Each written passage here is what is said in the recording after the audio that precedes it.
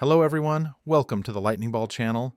If you haven't yet subscribed to my channel, please do so and activate the notification bell. Your support fuels my continued efforts.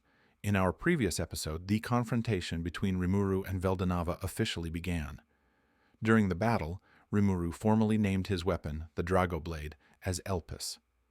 With Chloe's assistance, Remuru and Veldanava engaged in a fierce sword duel, trading blows evenly and pushing each other to their limits. At a critical moment, Yivaraj suddenly burst onto the battlefield. What followed, however, was completely unexpected. Veldanava drove the Genesis sword, Memory, directly into Yivaraj's body and implanted Lucia's memories within her. Veldanava's reason for destroying the world had always been singular: to initialize everything from zero, gather all of Lucia's infon, and use Yivaraj's body to fully recreate her existence. In this episode, the battle entered an entirely new phase. Having been abandoned by all sides, Veldanava still pressed forward without hesitation, and in breaking a forbidden taboo, he forcibly stripped Remuru of his soul. Without his soul, and without Ciel, Rimuru faced the greatest challenge of his life. At the same time, Benimaru was also pushed to the brink between life and death. And finally, Ramirez revealed the extraordinary power that set her apart from everyone else. So, let's get started. With Yivaraj immobilized by the Genesis sword memory, information forcibly injected into her body, Remuru instantly judged that this was the best, perhaps the last, chance to stop Veldanava. He immediately proposed a coordinated assault. Facing the encirclement, Veldanava merely smiled, a smile cold enough to freeze the air itself.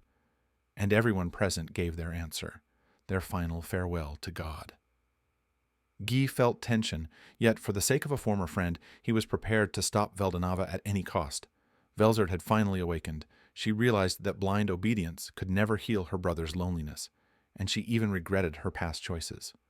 With a faint smile, she declared she would not repeat the same mistake and resolved to resist Veldanava. Veldora, meanwhile, displayed unwavering trust in Remuru, and truthfully, his fear of his two sisters far outweighed any fear of his brother. Milim did not hesitate. She angrily condemned her father's selfishness. Though she, too, longed for lost family, she could never accept sacrificing innocent lives for that wish. In Rimuru's mind, Milim's words were painfully reasonable. Even when condemned by his own daughter, Veldanava prioritized only himself. He presented what sounded like a merciful proposal, a selection mechanism. He claimed he would not erase everyone. Life forms that existed before Lucia's death, such as Guy and Luminous, could not contain Lucia's infon. Therefore, he would spare them and bring them into the new world. But Velzard immediately exposed the cruelty behind that mercy.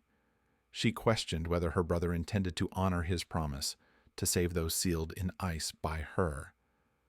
Veldanava's response confirmed the worst. As long as Lucia could be safely revived, he would not kill them. But if even a fragment of Lucia's soul factor were detected within anyone, even those promised protection would be erased without hesitation to reclaim the infon. Velzard's anger surfaced. This was nothing like the promise she had once received. She declared that her brother was completely broken, and as his closest kin, formally severed ties with him. Rimuru felt a bitter mix of emotions. He had hoped Veldanava might show a shred of reflection. Instead, Veldanava simply shrugged and muttered, "What a pity," his sorrow vanishing in an instant. At that moment, Rimuru fully realized how broken this god truly became. Beyond Lucia, he could no longer care about anything in the world. With negotiations collapsed, Veldanava moved to eliminate Rimuru's advantage. He bluntly exposed the truth.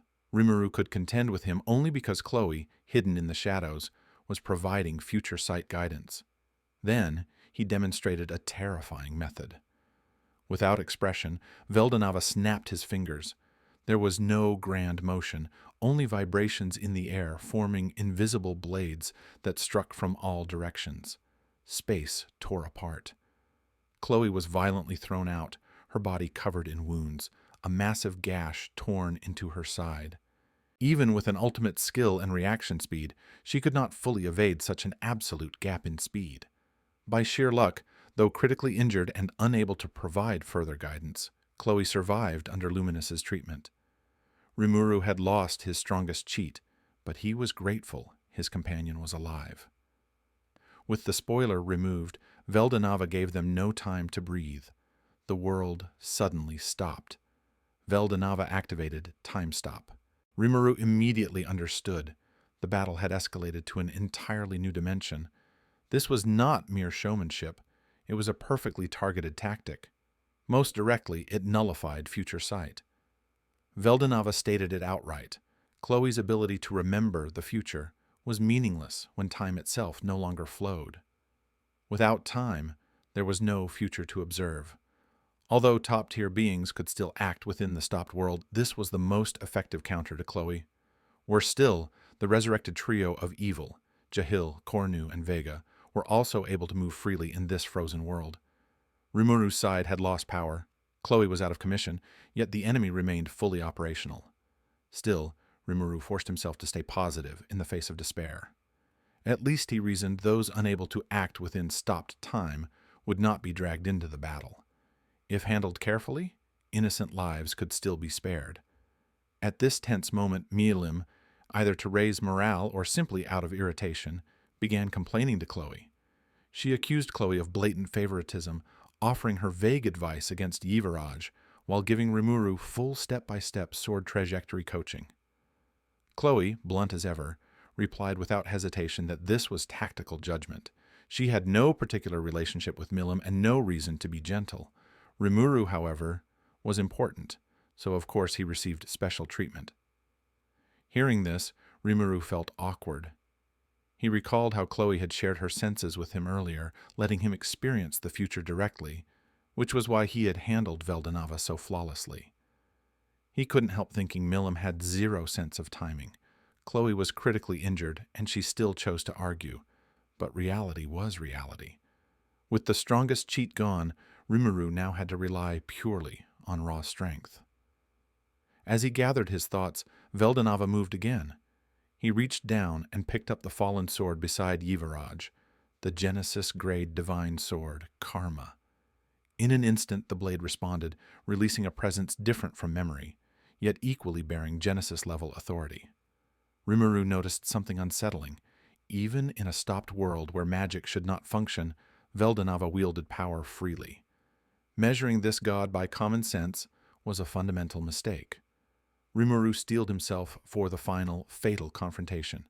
Yet he quickly learned that resolve meant nothing before absolute rank. The god issued his final verdict, coldly declaring that, since everyone insisted on interfering, he would erase them all. Rimuru tried to retort with "That's my line."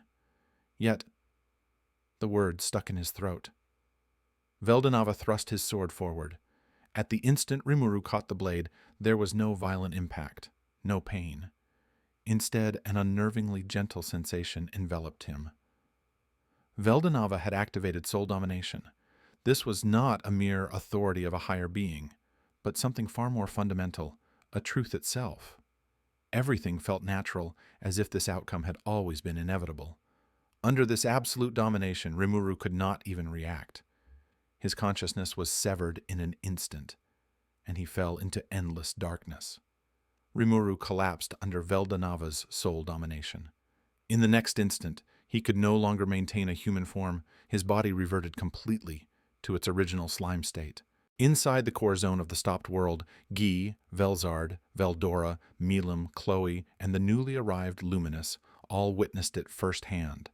Benimaru, still directing from farther out, could barely make it out as well. But for those who hadn't reached the time-stop tier, people like Hinata, the moment Rimuru fell was something they couldn't even perceive.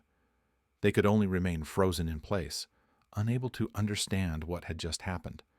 And Diablo and the others, still engaged with the three resurrected villains, missed the anomaly entirely due to distance and battlefield chaos. Benimaru was the first to rush in.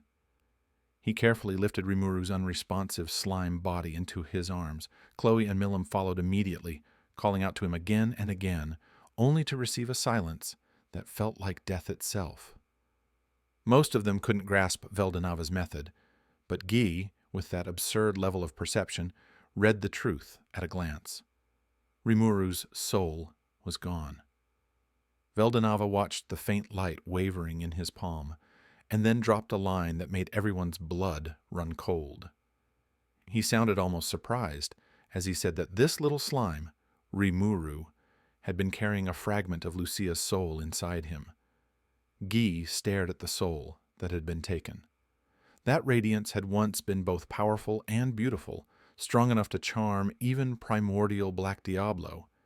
Yet, in Veldanava's grasp, it had inexplicably lost its former vigor, leaving only a bone-deep coldness and a quiet stillness. The shock turned into despair. Luminous burned with frustration. In the stopped world, the rules had been rewritten. Magic could not be used. That meant revival magic was dead on arrival, and even she, with her restored memories as the divine ancestor, was powerless. Benimaru fell into brutal self-doubt. His proud command meant nothing in a world where time had been frozen. With Remuru gone, the pillar of everything, he felt his own weakness more sharply than ever. All the strength he had forged to stop relying on his lord suddenly felt meaningless. Holding that cold slime body, Benimaru's tears finally fell. But despair didn't break everyone. For some, it ignited something even harder. Chloe tightened her grip on her sword. A happy future had been right there. She refused to lose Remuru here. The strongest hero showed her true grit. Even if she couldn't defeat a god alone, she would still fight. After countless 2,000-year loops, she had witnessed tragedies like this too many times to count. Her will had been tempered into something unbreakable. Milim stepped forward as well, raising the magic sword Asura and shouting that she would never allow Remuru to be taken from them. Velzard didn't waver either. She declared she would support Chloe, and Guy was outright furious. Directly meddling with a soul was taboo, even among demons, the race that loved souls most. Guy accused Veldanava of breaking the rules, then planted himself in front of the god with overflowing battle intent. 4 top-tier monsters stood shoulder to shoulder, ready to gamble everything to reclaim Rimuru's soul. And then, right in the middle of that suffocating, tragic tension, an absurd burst of laughter detonated across the battlefield. Veldora, who had been trash-talking as usual, laughed at everyone's panic, like it was the funniest thing he'd ever seen. All eyes snapped to the Heartless's dragon. Everyone's rage immediately locked onto him. How could he laugh now? But just as the outrage was about to explode, what happened next stunned everyone into silence. In Benimaru's arms, the Remuru, who was supposed to have lost his soul, suddenly opened his eyes. After a brief, frozen pause, the demon lord woke up. To Remuru, it felt like he'd just had a daytime nightmare. In a fluster, he realized he was being held carefully in slime form by Benimaru, and that alone nearly made him panic. So, to cover the embarrassment, he stretched lazily, then smoothly returned to his human form like nothing had happened. Even Veldanava, the one who had taken the soul, showed a rare flash of surprise. He had clearly seized Rimuru's soul, so why was Remuru still fine? On the surface, Remuru acted relieved, like, nice, big success. Because, hey, he had just survived something that should have ended everything. But deep down, he knew the truth. This was the most dangerous crisis he'd faced since reincarnation. And the reason was simple. Ciel was gone. Not silent. Gone. Completely vanished. Remuru called inward in a panic. No response, no presence, not even a trace. The emptiness made his chest tighten so hard, he almost wanted to cry. Most of his authorities had always been managed by Ciel. Without her, he couldn't properly wield those powers at all. Ciel had long since fused with his soul. One heart, one core, one existence. Now that the soul had been taken, along with Ciel, Remuru finally understood something terrifying. What stood here might only be a leftover, a fake. His consciousness had blacked out for only an instant, but he quickly pieced together why he was still standing. This wasn't luck. It was a miracle Ciel forced into existence at the very last moment. The foundation of that miracle was a backup system. Remuru and Veldora were connected through the soul corridor, functioning as mutual backups. Veldanava's strike had been a multi-dimensional continuous attack, meant to seal and seize not only Rimuru's soul, but even the backup stored within Veldora. But in the final split second, right before the soul could be completely taken, Ciel forcibly separated Rimuru's core and self-awareness, leaving them behind inside Veldora, while she herself went along with the main soul as it was captured by Veldanava. As for how Remuru revived, he had only one option left. With only consciousness remaining, Remuru exploited the nature of a digital nature and improvised a desperate workaround, a pseudo-soul. With Veldora's help, he injected a pseudo-soul into the limp slime body, then projected his consciousness back into it, achieving a physical, functional revival through pure emergency engineering. Rimuru was certain of one thing: Ciel had saved him. And in the final moment of separation, on the edge of that darkness, he could almost hear the lines she left behind, like a promise carved into his existence. Her master was the strongest. However, that crushing trust felt far too heavy for Remuru at this moment. First came his long-standing lack of confidence. Deep down, Remuru had always believed he was just a former office worker, not a battle maniac. When faced with a hopeless fight, his instinct wasn't to struggle to the death, it was to run. "Please don't mess with me," was honestly how he felt. Second was the catastrophic drop in power. With Ciel gone, with his original soul lost, his authorities could no longer function properly. Rimuru made a grim assessment. Although he could still move within the stopped world, his actual combat strength was probably no better than Gobta's. At this moment, Rimuru possessed the self-awareness of a counterfeit. If his soul was artificial, then even if his consciousness was real, others calling him a fake would be impossible to refute. As Rimuru spiraled into weakness and despair, wondering what someone in this state could even accomplish, he felt Benimaru's gaze upon him. There was no doubt in those eyes, only relief that his lord was alive and trust without reservation. Remuru let out a bitter smile inwardly. If his subordinates trusted him this much, then as their lord, even if all he had left was bravado, he had to carry it through. To answer that trust, even while afraid, even after losing half of himself, even while unarmed, that weakest, yet somehow strongest slime forced himself upright on his own 2 feet once more. Once standing again, Rimuru ignored the constraints of frozen time and provoked Veldanava, injecting his will into Infon's as he declared that attacks of that level couldn't take him down. He tried to bait the god into revealing an opening, an act born purely of desperation. Veldanava, however, remained unmoved, calmly studying the soul he had taken from Rimuru. Rimuru warned the others that Veldanava's attacks directly interfered with the soul. Defense was meaningless, and distance was the only countermeasure. That meant only Rimuru could directly face Veldanava. He decided to exploit the fact that he was already immune, or rather that there was no soul left to take, and act as a living shield to gather information.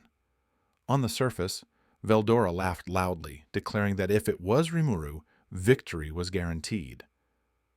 But then he switched to a private channel only Rimuru could hear and delivered the brutal truth. Aside from Rimuru, this anomaly who could move without a soul, no one could defeat his elder brother. If Rimuru fell, everyone else would follow. Veldora had already realized that Rimuru was a fake, and yet he still placed everyone's lives on Rimuru's shoulders. That trust made Rimuru both grateful and unbearably burdened. Without Ciel, he was at heart just a former office worker who wanted to run. But as a leader, he couldn't show weakness. He could only force a smile and endure.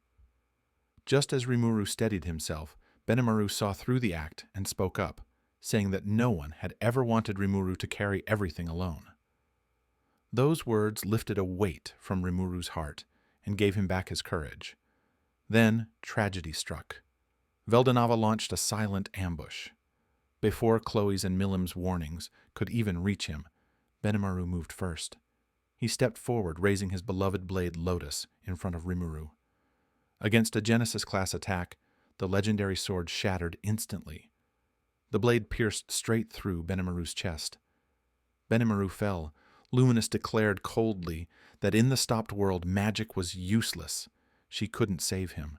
Veldanava's attack was eroding Benimaru's soul.